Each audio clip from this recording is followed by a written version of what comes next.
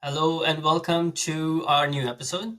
And today we are joined by Shawn, who is the founder of Forge and Smith, a Vancouver-based digital strategy and design company. And he has been doing design work for almost 25 years. Am I right, Shawn? All right. That's amazing. And you have built quite a few products in Canada, working in Canada in a startup scenario, right? So today, I think we'll be focusing on how to basically figure out what your customer needs are and building product to cater to those needs. Yep. Sounds good. How about we start with your story to learn more about you, what you did, how did you get started in this industry? How was your journey like? Yeah. I started as a graphic designer. Um, I did print and advertisement for the first 10 years of my career. So this would have been from like 96 to 2006. Um, and yeah, I worked for a major retailer for a long time. And then I moved to a couple of different advertising agencies and sort of, just functioned as a simple designer. But I don't know, you guys, might not remember this, but there was something called the CSS Garden that blew up. It actually was started here in Vancouver, but that happened around 2006, 2000, somewhere in there, maybe 2005. But it was when CSS sort of entered the scene. Prior to that, websites were all inline styles with HTML, and CSS really revolutionized how you could style a website, and that really changed the game in terms of what was actually possible. So at the time, I got really excited about it. I taught myself how to code, started building some WordPress websites on the side eventually, and then the agency sort of grew from that freelance career. So I did a lot of hustle, applying Craigslist ads, doing $1,500 websites, and then eventually grew that into what became Forge and Smith 14 years ago. Yeah, and in that time, we've launched over 550 sites across, all different types of industries. But one of the things that we had started to notice, I'd say like 6, 7 years ago, was certain patterns had started to emerge for me anyways, like usability settled down, SEO requirements solidified, accessibility became known, and the structure and navigation of websites started to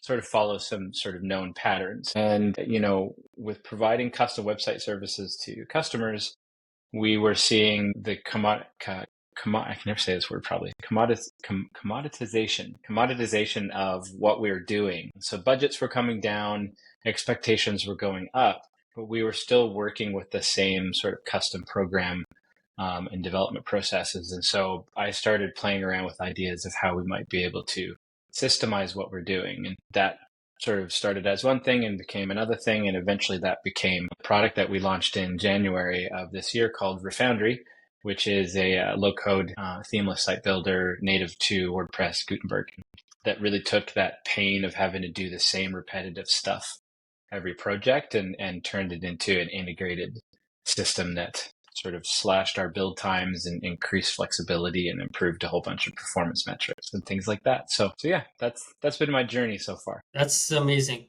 Also, like 25 years of time spent in Canada, learning from ground up, and then working through your way through many digital agency, and then starting your own. That's a very remarkable journey, first of all. And you said you have launched a new product, Refoundry, which operates on the WordPress, right? And there are like countless websites on WordPress already, Mm-hmm. and there are countless plugins. And with the AI currently in the market, I believe that WordPress probably would have some kind of AI site builder now available as well. So how does Refoundry work with those or compete with those? Yeah, so there's a few different flavors, and so I think it's important to note that the audience that we were solving the problem for were other agencies, and specifically sort of small to mid-sized agencies. They're getting squished in the middle. The larger agencies are still attracting $60, $100, $150,000 projects. That's a whole separate thing. Freelancers, individual site owners, there's tools like Webflows and Squarespace and Wixes that are solving those needs. What we're looking to do is, bring the flexibility and power of low code and no code block based systems, but integrate that with the sort of the custom professional grade applications that we need to be able to resell those services to paying customers. And we're typically talking about agencies that are working in sort of the $10,000 to $50,000 range. So predominantly, what makes us different is that we're 100% native to Gutenberg, which is WordPress's block-based backend. They launched that about 5 or 6 years ago, and that's when I started potentially seeing an avenue within WordPress to bring component-based atomic thinking into building a system that can flex to whatever you need it to be. But a lot of the larger builders like an Elementor or Divi or some of these other plugins, they require a lot of theme development. So it still locks a lot of the work behind high value, high cost team members like developers and front end engineers.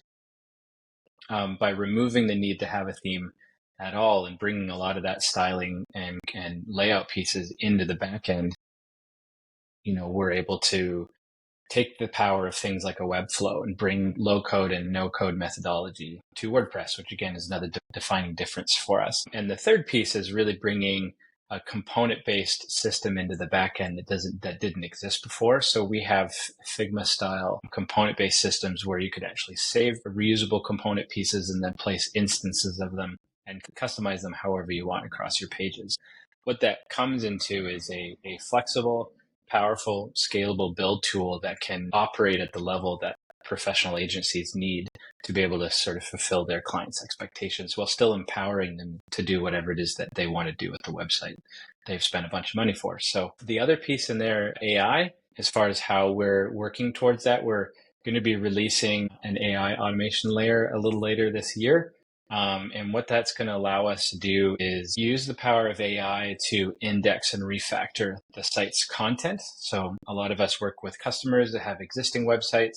This will allow us to index all of that content, refactor it, re-strategize it, and output that into prototypes using the same component system that's pre-built into Refoundry, and then export all of that into Refoundry. So what you get is a way of very quickly being able to ideate and evolve existing content into new structures and get that all the way into WordPress so that the team then continue to style it and finish up the build. So it's another layer of being able to leverage AI's automation abilities to handle the existing workflow that professional agencies work. Shawn, you mentioned that you had a realization about the market where your product is needed, right?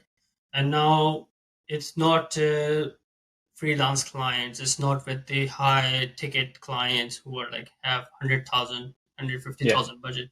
It's a middle client who have probably $10,000-$20,000 budget, and they already have some kind of content also built up on their own that they want to reuse or deploy. So you build a product to cater to those audience. So I'm curious to know what was the realization behind, okay, this set of customers, this set of people are in need of this kind of thing and I need to build this kind of thing? Or was it like, okay, you basically saw something missing from the WordPress and you started building it, and then you found like, okay, yeah, there is a segment of customer that actually can benefit from it. So how was it like first you realized the customer in need of this and then you start building, or was it like building and along the way you realized? Yeah, we took sort of a Basecamp or a Hootsuite approach to it. We started this by trying to solve a problem that we had or a need that we had because, like you said, there wasn't an existing product in the marketplace that did what we needed to. For us, the existing low-code or no-code tools, again, like a Squarespace or a Wix, they were too limited in terms of what we could be able to do with it creatively. Again, when a client's paying us $25,000 for a custom site, they don't want to hear, oh, the template doesn't do that, or we can't style this. Like they need it to be whatever it is that it has to be. And as well, what's always bundled in those types of services is SEO performance, accessibility, page speeds, and there's some known limitations with those types of hosted platforms. Webflow does a good job, but then it doesn't have a typical CMS a content management system on the back end. So it could be a little bit harder to sell that to an existing customer. WordPress is just sort of like the default CMS. And, from an agency standpoint, trying to sell someone on something they don't know or something different than what they're asking for it's just hard to close deals that way. And then on the upper end, with a lot of the plugins that existed, again, there was a lot of bloat, a lot of performance issues. And so we just felt like none of them really served our needs. We saw that WordPress had this really flexible Gutenberg system. It was missing some controls. So what we wanted to see was like, could we take this component library that we were using to help facilitate our UX work and Gutenberg and our own ingenuity to close the gap and see if we could create something as no code as we could get it without any creative limitations. And so, yeah, that was a spot in the market. We felt there just wasn't something there yet. And we were able to secure some funding and then built that product for ourselves. And we launched it internally almost 3 years ago. We've built about 120 projects on it so far and really stress test it for ourselves. And yeah, it was about October of last year where we thought, well, this is really useful. It's really exceeded our expectations. We feel there's other agencies like us that could benefit from the same thing because there still isn't a product like this in the market. And then, yeah, that's when our market research piece took over. And yeah, we were able to make a connection with those audiences and scale from there. How has been the market response on this product? It's been really positive. I think the thing that took the most learning is, particularly when you're selling a complex product to an audience that knows what they're doing isn't as good as it could be, but they're not necessarily looking for a solution either. You have to find, we spent hundreds of hours interviewing and engaging with potential customers, talking to different agencies, getting an understanding for what are the levers that they're interested in having pulled and what problems did they think they have needing to be solved? And so, a lot of those early discussions was it is just about positioning. We do a bunch of things and we solve a bunch of problems, but how you frame that narrative is what makes that connection. Because a lot of times you're oftentimes struggling with the audience drawing their own conclusions about what they think you are rather than listening to what you're saying that you are. I don't know if that makes sense. So we in the early days, we spent a lot of time having conversations about how we're different than Elementor. And that was because how we were describing the product created some parallels. So trialing and testing different terminology, different ways of framing or explaining the product, we learned that Gutenberg, themeless, and low code or no code were the words that were creating connections and opening up conversations. And so we built the narrative from that understanding. Shawn, you talked about how listening to customer and finding out their need is an important part of product development journey. So how you go about that? While you started building the product, first I want to know the need of the customer, how you actually define that, because customer can say a lot of things, but what is the main pain point? How would you define the main pain point? And then when you're developing the product, the continuous cycle of feedback, how should one person who is trying to develop their own product should go about it? Yeah. Well, again, we came at it from a solving our own problem lens. And so for me, it was really for us, it was really about refining this to the problem we felt we solved for ourselves, or where we created the most value for ourselves. And that was the reduction of development time, but the outcome was the pain. It was about reclaiming our margins. So what was happening is with wage costs going up, and project pricing coming down, the margins in the middle is what's getting squished. And there's a lot of documentation out there for mid-size agencies really having a hard time scaling past. When you go from 10 to about 30, space in the middle is really, really difficult because you've got the high overhead. And when you couple that with low margins, it's really difficult not to be vulnerable to the changes in the marketplace. So really it was, yeah, I can get you to spend less time. Yes, it's, you're reducing, bottlenecks and things like that. But what is that? What is the outcome? The outcome is you can make more money. And so a lot of the language we use is about reclaiming your margins, and working in a more flexible, scalable way, and sort of talking about what this means in terms of sales enablement, what other products that might allow you to sell, how you might be able to land and expand services with clients so you can make more money off those relationships. So it was really where we found is we spent a lot of time banging our heads against our wall, sort of talking to technical people about the technical problems we solved and got nowhere. But we made a lot more progress when we were talking about business, the actual agency owners or the operational people or the sales people, when we started talking about making more money, providing more services, doing things more quickly. And so what that looked like was I created an ideal customer profile, someone like me, and I built a list of leads and just did some really laborious cold outreach to see if I could get people to talk to me. And I spent hours and hours over a few months just setting up interviews and asking questions and talking about their processes and their workflows and what pain points they have, and that really helped us isolate where we were able to make the right connections so that we could turn skepticism into excitement. Now you actually brought up like two very interesting points. First is product use. You have developed a product and you know who's going to be using the product. In your case, maybe a design team or technical team who is deploying and building the website through it. They are the one using the product, but in order to sell the product, you're going to the operation team who will be making decision on where the money flows. That's right. And then to sell your product, you're not communicating, okay, yeah, technical expert is going to do this and this and that. If you're going to maybe a CEO or a decision maker and their main pain point is their margin or their budget, then you want to basically communicate that value proposition. If they are talking about like, okay, yeah, our budget on this kind of thing is very high and we want to lower that and save some money, then you need to talk about how you can help them do that. So it's about figuring out what customer need and how you can help them achieve that need. If it's a technical person, how you can help save their time and take off the workload.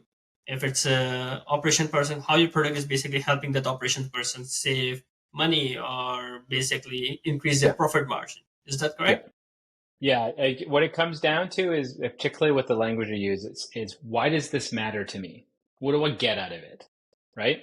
And so, talking about, faster building or more flexible things or not having to do as much code or reducing QA, it sounds great.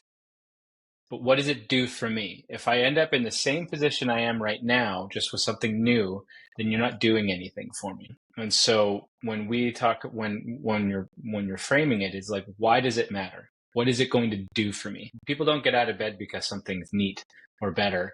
They get out of bed because it helps them get ahead. It helps them make more money to solve their cash flow problems, to be able to, like one of the most recent agencies that have come on board, they specifically were looking for a way to be able to pitch a specific range of projects that they couldn't profitably do with their current process, and they were losing work. And so like that's what matters.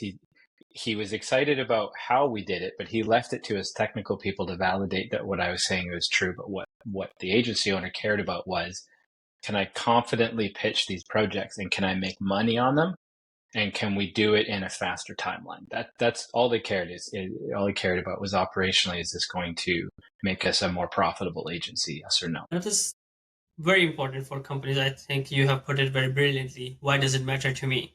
Mm-hmm. It's about communicating the value proposition basically. You can build whatever product you want and you can even go through getting the pain point done and talking to your customer and figuring out customer need. But if you're not able to translate that need into some kind of value for them, then your product will not be able to find that kind of traction. For example, in marketing, I would say if you go to someone and be like, okay, I can do your marketing. I know digital marketing. I know graphic design.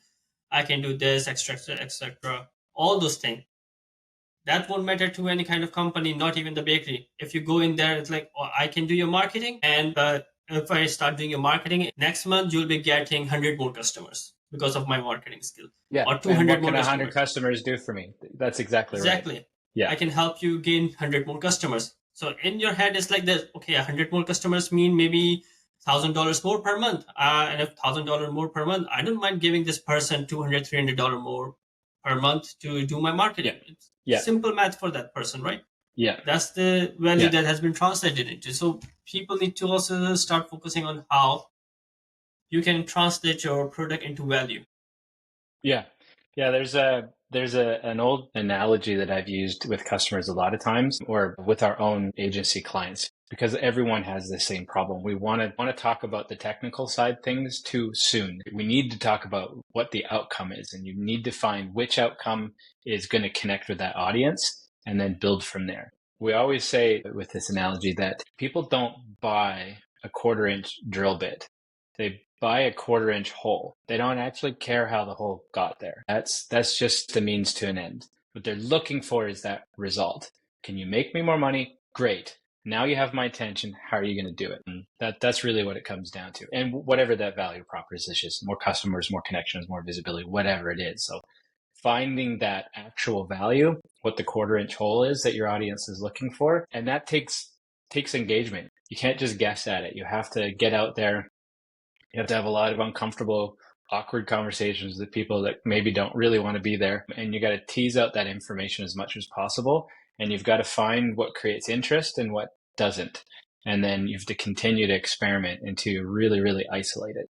And once that works, what you get is a process where you can create interest and then curiosity and then buy-in and then a customer. And then after that, it's executional. And then from that, you can scale. So for us, we've been quite cautious because we didn't want to burn our way through a bunch of contacts. We wanted to be quite intentional. And we also didn't want to scale faster than we could support, because people do that too. So we really wanted to be quite intentional about finding and honing in on the right ICP, finding the right way to move them through a sales and onboarding process, supporting them after the fact, learning everything that we could about that whole life cycle from first contact to fourth license, and then build a success story around that we could repeat over and over again. I really like your quote about the drilling. Yeah. Like you don't buy what did you say? You don't buy a 1/4 inch drill bit. You buy a 1/4 inch hole. That's right. They don't care how the hole got there, but they just want that hole. Really don't care. Yeah. Yeah. Yeah. So Yeah. either you are helping them. Yeah. So it's like helping them save money or make more money. Like find out what they want. So like in the SaaS space, or technology space, like it's really, really common for engineers or engineering focus product people to talk about the widget right away. So the whole homepage or the whole pitch or the whole outreach is just about, widget, function, feature. Like you're expecting your audience to be able to connect to that technical language to an outcome. And people are lazy. They're not going to do the work for you. You have to do it for them. You have to make it easy for them to see the value, because you just want to create a conversation. I need to make you curious enough to give me a bit of your time, and then it's on me to make that valuable to you. And then we can continue the conversation from there. And that's just about outcomes. That is true. There's too much content out there focusing on the technical side of your product. You talk about it can do this widget, it has this feature, with this feature it can do X, Y. Even in the AI, there's so many AIs out there and everyone is talking about how the AI performs, but how your AI is helping me get my work done. Is it going to help me reduce time for writing? Is it going to help me reduce time for building a sales page? Like, what is going to do that will actually bring value to me? Yeah. Well, and then the other thing is you have to be able to deliver on that promise. And so you also have to be a little bit careful not to overpromise, because again, that's the big thing going on with the AI space right now, is that it sounds like this magic tool you can just sprinkle over everything like fairy dust, but when you try to use it, it's actually not as useful as you think. So, and it's a lot more work to set up than a lot of these platforms make it out. For example, I was playing with an agent that would help me respond to lead requests or quote requests without having to like type stuff out and go look at websites and see if I could get it to do some of the work for me. And it did great, except there was one stage where it would consider its own reply as the reply and then send their note again. So, when a tool promises to do all this great thing for you and it does something as obviously dumb as that, that's the risk about overpromising. And right now, AI is a lot about overpromising.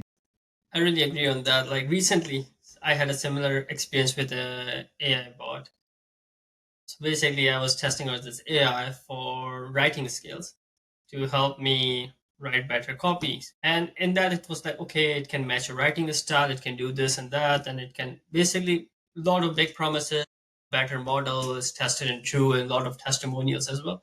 I was like, okay, I'm gonna go in and try it out. And to try it out, at first it was like, okay, it's so simple, it's just one click and it gives you the copy you want. So the promise was one click. I go in there and then there's a huge form that basically talk about my previous posts, what kind of writing style. Okay, I understand the model needs to learn. Got to give I it. gave it Yep. that. I'll give it that. Okay, I gave it all the kind of like of my previous posts, the performance and everything. Like it took me hour or so just to go through everything, screenshot, writing, like so much work. It was so much work. I did that. And then I gave instruction on what I want. And it gave me some random thing from the internet. Like it wrote such a random thing. I was like, it's not even following the logic of what I wrote previously. I wrote something previously and I was like, okay, I already built it up. I already gave you the starting lead and everything. And this is the Yeah. piece that you just need to finish. You just need to read this piece. You have my writing style and you need to finish this and be like, okay, this is the writer's block I'm having in this part. I know there's something missing in this part and I know something needs to be done here to make it better. I wrote this, and I just this. And it gives such a random thing. I was like, does it make sense from the top to bottom? Everything is like, okay, reader is reading this and is talking about Amazon, and then suddenly it's talking about desert in Saudi Arabia. I'm like, okay, how does it make sense? You know? Yeah. Yeah. It really comes down to guardrails and prompting. And so, taking the same lens that we applied to solving our own problem with Refoundry, what we're trying to do right now is like, what is AI good for? Automation. What could we really benefit from automating in a way that it can't mess up? And every agency will tell you this. The biggest problem with every project is content. Creating the content, moving the content, populating the content is the biggest problem. We suck so much time into it. So and this is something that AI is very good at, is moving content around, refactoring it, re-strategizing, does it really well all the time. And so, yeah, what we're working on is how can we create a workflow and a set of guardrails based in the same strategic principles everything else is to move content fast. So same idea is like, we're solving this problem. We're going to handle it this way. This has got to be the outcomes, and it's got to work. That is the big downside with AI. So we're being, again, quite intentional with how we integrate it, because we have a really great product. It's really just about how can we continue layering on value and creating a roadmap for us to continue to solve more and more of the problems within an agency. You have put it very nicely. To build along the conversation on the same topic as the value proposition, what I want to learn from you is that how you incorporate customer feedback on value. So you Yeah. have delivered initial value to them and they are happy with it, but now you want to basically build on customer trust more, right? Their needs are going to be more than what is on the surface. You found a surface need, you broke through with it, and you got that client landed, but you want to make it a permanent client. You want to keep improving your product as well for the future market. You want to, it's not like one product can be the future proof kind of thing, right? If it was a future proof, even GPT wouldn't release anything after the fourth model. Right. That was a very good model, but they kept on improving. So we need to also keep on learning and improving our product. Do we go about that by engaging with customer? I know you have mentioned so many things about engaging with the customer and learning from their feedback, but if you have to basically break it down into very simple terms for any new founder to understand, how would you go about that? Yeah, one, it's a lot of work, and it requires rolling up your sleeves and really being open to hearing the bad feedback too. So there's some fear in there, particularly when it's something we've poured 15,000 hours into Refoundry. Like it's my baby. We've poured our whole heart and soul into it, and having people not like it, it'd be hard to listen to. But It's really just being super open. One of the reasons why we've been so intentional with early traction is that we're laying a lot of free white glove service into what we're doing. So you have to be prepared to like get in the trenches with them, help them learn alongside of them, understand where they get hung up, where is there a missing feature, where is something not as obvious as you thought, and really be sensitive to all of those little rough edges and really being open to this opportunity to learn what needs to be polished, what needs to be improved, and what is fine. That's really, really important because there's lots of times where we were focusing on expanding something or adding something, but then we'd be getting people struggling with something we thought was fine. So we needed to sort of address with it, like, why are they struggling?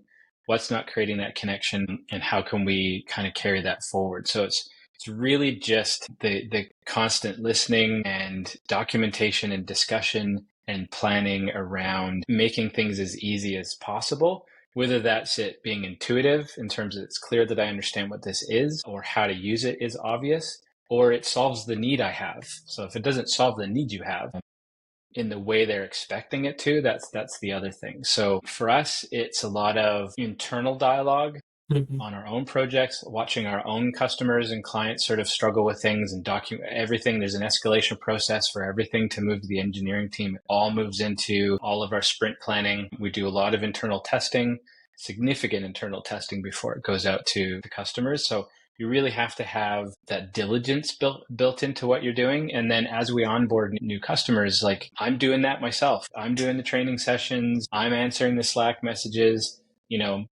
It's my job to continue to validate what we think is true, and when it's not, bring it back to the engineering team. So, for example, we've been quite focused on an import tool and a few other sort of technical add-ons that we thought would help make things easier. But as we're out there engaging with potential agent customers and having these early cold outreach conversations and discovery calls, we're hearing a lot of animation needs come up. So we've had to reprioritize some more animation pieces. And so it's really sort of listening and trying to stay ahead of those expectations so that as you have those early conversations with prospects, you can say yes more often than you say no. Basically, you have to walk with your customer and see how they engage with your product and what kind of needs they have in their business. So first you start learning about their current needs, and then you can basically upgrade yourself as well into learning their or anticipating their needs, the future needs Yeah. as well. So then you Yeah. basically give them something that they might need. Yeah. Yeah. Earlier this week, I hopped on a Slack huddle with the developer and I was like, show me where you're going. Why, just I'm telling you that it's over here. Like, show me your path, and so I can see where you're missing it. So, being willing to do that sort of stuff is really important. There was a case study that I heard about the early days at Airbnb. The founders over there, they were literally going to the apartments and the places that were being rented and having conversations with the owners, having conversations with the guests as they were leaving. That's the stage that we're in right now is understanding all of those things, and then knowing when there's a problem you can't solve. Sometimes there's just you can't please everybody all the time. So like we've got one agency partner now who's gonna churn because their challenges are actually more WordPress based, just philosophically and in terms of how it meets their business needs. So I can't solve for that. So knowing when not to reach for a feature just to try to keep one if it doesn't match your overall ethos. So always understanding and keeping those solutions front of mind and knowing when you're just not going to please somebody or it doesn't make any sense to follow that particular path and sort of stick to your plan. So you also have to be pretty intentional. Some things just can't be chased or solved without having to put down other things that have more value. So you have to be disciplined that way as well. That's a very important point as well, because some customers will not take after using your product. They might feel like, okay, your product is not right fit for them, and then you shouldn't take that personally. You should be like, okay, yeah, you did everything, you learned everything, and your product is not right fit for them. They are not right fit for your product. So It's gonna wait. It's it's just the way it's yeah, gonna happen sometimes. Yeah, churn's part of the process. And again, like I took the again, it's an awkward conversation, but I took the time, the valuable time of saying like, can we meet? Can we just walk me through where it wasn't connected? Like, what were you, where did we fall short? And yeah, just turned into a much larger conversation about platforms and development and how they serve their customers. And so they're going to partially churn. They're still going to continue using Refoundry for certain specific types of projects, but some audiences, so when you build a tool that helps your audience do things for other people, there's always that variance of the other people as well. So in this particular case, this customer serves accounting firms that's filled with a lot okay. of old people that don't love a lot of technology. So for them, they prefer just fill in the blank and move on. They don't care about control. So, we're also serving the needs of the end customer in that sense as well. And so not only are we focused on agencies, but we're also focused on agencies that have customers that want more control over the final website. And so when there's a mismatch there, that's okay. There's not anything we can do for that. Yeah, you can't be a product of everything for everyone kind of thing, you know? That's right. Yeah, you got to find that vertical that you can engage with repeatedly and scale, and then you broaden from there. So if you can't get that traction and create that viability, if you cast that net too wide in the beginning, then it's very hard to catch anybody. But if you can find that audience that aligns with you and then connect with them repeatedly and scale that, then you can start broadening your offering. That for us has been the most effective approach. Yeah, that's also a very important part because like if you go out and talk to 10 people and then out of 10 people maybe 3 or 4 said like, oh yeah, they like this feature and they wanted feature, and then you come back to your developer team and say like, oh, in our survey 30% of the people said they want this. That is You can't do actually it. not like Yeah. it's not a good enough sample size to go about and saying like, okay, you really need this feature because 30% people said they need it. Yeah, there were lots of times where we chose not to focus on animation because our priority was delivering accessibility, because it's far more important for a site to be compliant with accessibility rules, because that delivers SEO for a lot of agencies or end clients. Those are literally requirements of projects. Animation it's a fun to have. There's lots of ways to do that with the bit of JavaScript. We didn't have to build tools for it, but now that we're ready to start intentionally doing that in accessible ways, then we can kind of maintain our ethos, which was we want to make something that helps everybody. So we're going to stay 100% focused on accessibility. And if you want to do stuff that's not accessible, then we're not the tool for you. So also knowing like what those values are, and what your uncompromising, or the pieces you're not willing to compromise are on, and always sort of take feature requests and feedback within that lens, so you know what fits and what might be a good idea and what you just reject out of hand. You need to start focusing on your values as Yeah. Yeah. yeah, I don't know, like it is very important, like all the things we have talked about, it is very important, but like sometimes you just feel when you're starting, feel that overwhelming sensation to either start doing everything at once and start building everything, and then you start realizing that like, okay, yeah, it's not working, then you start giving up on everything. So it's like a huge roller coaster that you get on in an excitement, you go to the top, and then when you see how far it's gonna go down, you start realize you can't bail out. Yeah. Yeah. There's again another case study. In the early days, I've listened to a very successful founder talk about this, and he used to get really discouraged. I've been here as well, where you're just shouting into the void. You just can't get people to reply to you. You just don't know.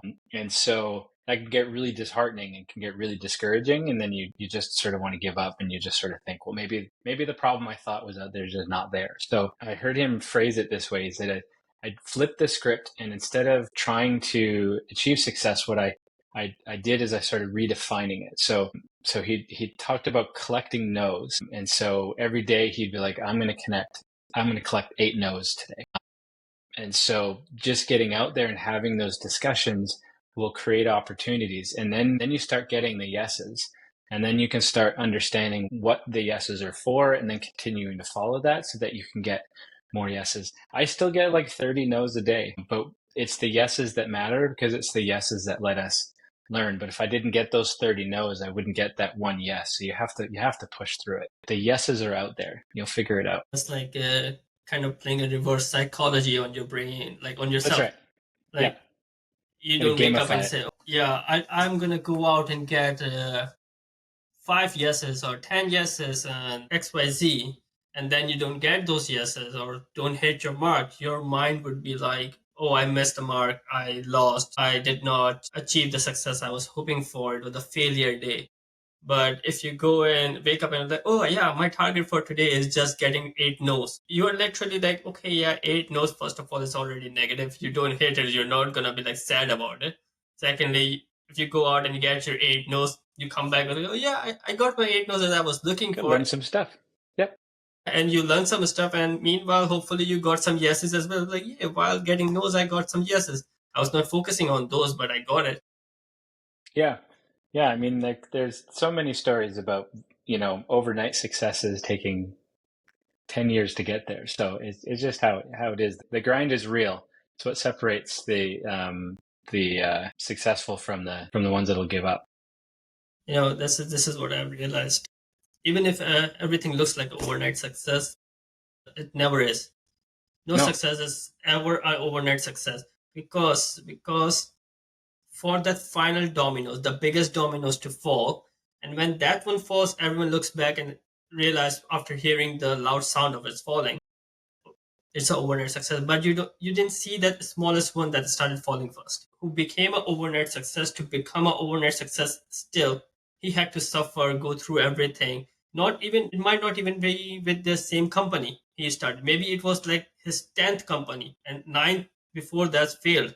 He went through all of that. It was all of his learning journey, his or her journey, or everything that he learned, or everything he failed at, or everything he lost, or everything he gained. All of that contributed to where that person led to, or where that success came from. It's like, for me, even like, it's not for me, it's like every single yes and no's in my life have gotten me to where I am. Even if single one of those no's were yes or yes were no's, I would be different place. Yeah. Yeah. Is Some that of it simple? sometimes is just right place, right time as well. And so if you're not out there, then you can't take advantage of the opportunity when it comes clear. Like for us, particularly in the WordPress space, if you go look at the classic editor plugin, I think it's still got like 10 Mhm. million activations. Like adoption at Gutenberg has been really slow. But now that we're out there and now that we're having more and more of these conversations, what is coming up more and more is we're looking for ways to adopt Gutenberg. We just need a builder that can work at the level that we're working at. Sometimes as the market evolves, if you've worked towards certain solutions, certain problems within something that you feel is going to emerge, and then you've done all the work to be in a position for when those two things collide, that's part of it. So same thing, these overnight successes, it took a long time to be ready for that market condition to change for them, like as you said, that final domino, for then everything to sort of explode and take off. So yeah, there's usually 5 to 10 years that happen before that last domino, with a lot of failures, a million no's, a lot of late nights, and a lot of stress. Definitely, like, time needs to be right as well. The technology needs to be right as well Yeah. Yeah. for few things to work out. Until then, you have to keep on going, keep on trying, and you have to keep on putting yourself out there, talk to people, realize what's missing there, and keep on developing. And yeah, and I also don't believe in overnight success. I don't think Yeah. there's anything like that exists. It's not a real thing. Not that you can sustain. There's been so many unicorns that sort of crashed a year or two later when people realized the promises are empty. So it's slow growth with intention is, I think, way more important than a rocket ship to the moon that doesn't make it. Yeah, that is true. Well, since we are reaching end of our conversation for today, I wanted to ask you what kind of advice you would give to founder who is just starting their journey, who have maybe an idea about a product, or maybe they just registered the company and they're too excited about launching their product? What would you tell them? I mean, be prepared and be persistent. It's going to take some time, as we've been talking about. But I think it's really important for you to close the gap between having the idea and executing on the solution. So, like, and again, this is anecdotally from my experience, but a lot of the production work, a lot of the ideation, a lot of the testing, it was done by me with the team. So I think like founders, particularly in the early days, like you got to be in the trenches. You got to be working with it. You got to be in there. Like this whole idea of being able to ivory tower your way to something interesting and sort of live this ethos of, or this ideal of being an entrepreneur, like it's not going to be successful. Like you have to get your hands dirty. You have to understand the problem at a practical, intrinsic level, or you're never going to be able to understand how to articulate it and work with it and connect it to your audience. So, you have to be a sausage maker. Like you have to know how to do it and be in there. So if that means you have an idea and you've got to spend some time learning how to program, then do it. If just, or whatever it is, like attain the skills, be in the trenches, because if you can't collaborate with the people making the tool and engage with that audience at a real level, like it's going to be very hard for you to fake it. That's a very good advice for young founders who are just starting out. If they are not willing to go in there with their client, with their customer, and figure out basically how things are happening, they won't be able to make it because they don't understand their own customers. Yep. It's like the failure part. I think most people start to fear that either they don't start because of the failure on their ideas, or they have some kind of other fear, which is, as you said, fear of hearing no, fear of maybe losing their initial investment, fear of failure and failing the product. And I don't know, it's like, we live for a finite number of years. What I like to think is that after maybe 10 years or 30 years, if I have something I want to start now and I'm like, okay, yeah, maybe I don't want to invest in money because I don't want to lose my money, right? Mm-hmm. Maybe a couple of $1,000, $3,000, $4,000. I don't want to lose it. I don't want to start. A lot of people do that in investing for their retirement and investing for other products, right? Investing in their own company. But if you think about it, like in the 30 years time when you're sitting outside your porch and thinking about where your life led you, and then if you have that regret set in your mind, oh, maybe I should have used that $2,000, $3,000, that wouldn't have made that much of a difference in losing those, if even with the failure. But I would have, if I had made it with that money, how the life would be. And if that's going to be your last note, then that $2,000, $3,000 losing now, or hearing that no, or going through that failure, it's not that big of a deal now. After that, when you are on your last stance, I would say, and then you are thinking and regretting your decision of not going through with it, not saying yes, or not saying yes to your own idea, or even asking out a girl. It's not worth it. It's not worth to fear right now. It's not worth to fear the failure. It's not worth to fear the losing of that money if it's not going to make that much of a difference for you after you Yeah. pass through everything. Yeah, the reaching and failing is part of the journey. I always say to my kids, a smooth sea has never made a skilled sailor. That's a good. So learning is how we grow, and growing is the point. And so, it doesn't always have to be risky. You don't have to always pump a bunch of money into something. You can just pump a bunch of time and energy into something. That's the best place to start. Conversations are easy to have. They don't cost anybody anything. So there's lots of things that you can do. Doesn't mean you have to drop $100,000 on an idea because you want to outsource it to somebody, right? So you know what? During COVID, when we all got stuck in the house, I didn't know how to cook. That's when I learned how to cook. I just needed something to do. I was going stir crazy. I made a lot of really bad dinners before I started making good dinners. So like repetition and learning and testing and experimenting and failing is how you get to success.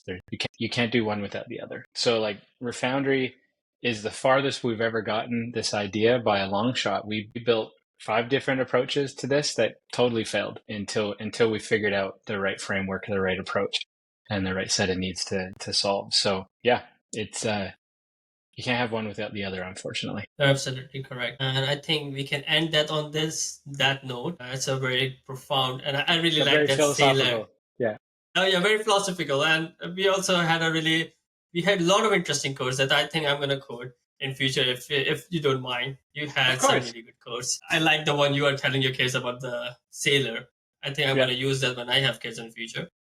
You got to get through some storms. If you don't have the waves, you don't capsize, then you'll never learn. That's part of it. Yeah, keep reaching for the stars. Keep reaching out. If you're not gonna reach out your hand, you will never get anything in the Actually, you know what? Getting the star isn't really the point. It's the reach and what you learn through that journey. That's the point. That's true. That's very true. Well, thank you, Shawn, for coming on our show and taking time out of your busy schedule to give us this interview. And I have certainly learned a lot, and I hope people who are listening will have something to learn and say as well. And hopefully, I'll talk to you soon in the future as well. And good luck with the Refoundry. Thank you. Yeah, no, my pleasure. It was a really fun conversation. So thanks for having me. Thank you.